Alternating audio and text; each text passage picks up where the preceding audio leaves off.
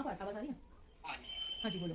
Everyone, तो चलिए देखते हैं कैसे करते हैं एस्ट्रोलॉजर डेली क्लाइंट से डील, और क्या क्या होती है प्रिडिक्शन, और कैसे होता है दिन। So let's go. ठीक है, पहले आप एक बार आपकी डिटेल्स कंफर्म कर लेते, okay. 14th April 2009 7:40 PM, Gadchiroli Maharashtra, right? हाँ तुला मराठी येते? माहिती ना. ओके.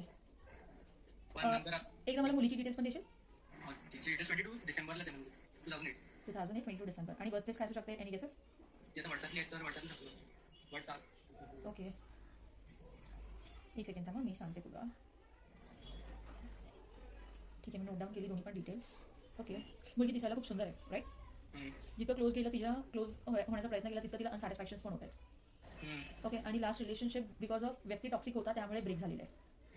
आणि असं पण म्हणू शकतात की मल्टिपल रिलेशनशिप्स होते म्हणत आहेत लोक. आणि दिसायला सुंदर असल्यामुळे लोक अट्रॅक्टिव्ह तर होतात, राईट?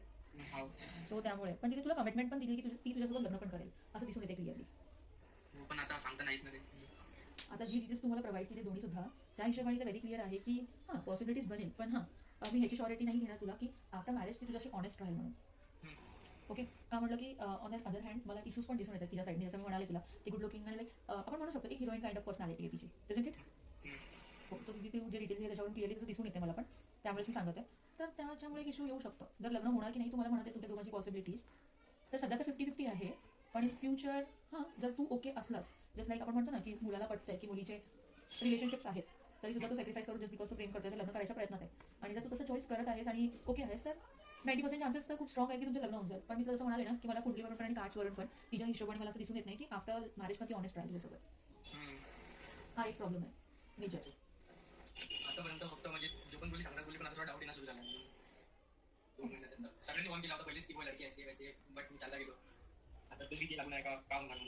आणि असं पण आहे ना, मला जसं दिसून येतं तुझ्या कुंडलीच्या हिशोबाने तू सोडायचा प्रयत्न करत आहेस, पण तुझ्याने सुटत नाहीये. काही ना काही कारण येतात, काही ना काही कम्युनिकेशन येतात, आणि परत तू तुझ्याशी बोलत आहेस लाईक दॅट. मग आधी तर तुला पहिले कन्फर्म करावं लागेल की तुला मुलगी जर तुझ्यासाठी सॅक्रिफाईस करू शकते, की ती कमिटमेंट देऊ शकते की नाही, ती अपार्ट फ्रॉम यू कुणासोबत नाही जाणार, काही असं एक्सटर्नल कम्युनिकेशन किंवा काही असे इश्यूज नाही ठेवणार, then you are free to go ahead with her, असं म्हणेन मी तुला. ठीक आहे. तर म्हणजे आता कंटिन्यू करा. पण कन्फर्मेशन घे म्हणत आहे ना मी सुद्धा, कारण की मी तुला म्हणाले लग्न होऊ शकतं, रिलेशनशिप आहे, तू प्रेमात पुढे वाढायचं प्रयत्न करत आहेस, पण तू करता येत नाही. अँड दुसरी गोष्टी अशा आहेत. मला फक्त एक भीती आहे की म्हणजे ती 2 महिन्यात माझ्या क्लोज गेली, ती त्या एक सोबत पण गेली, म्हणजे फर्स्ट टाइम होता. तर माझ्या फर्स्ट टाइम मी बहुत क्लोज गेलो. हो आहे, आणि व्यक्ती पण तशी आहेच ना, अट्रॅक्टिव्ह, लाईक दिसायला सुंदर आहे, कोणी पण विदाउट एनी एज्युटेशन्स क्लोज होऊनच जात तिच्या.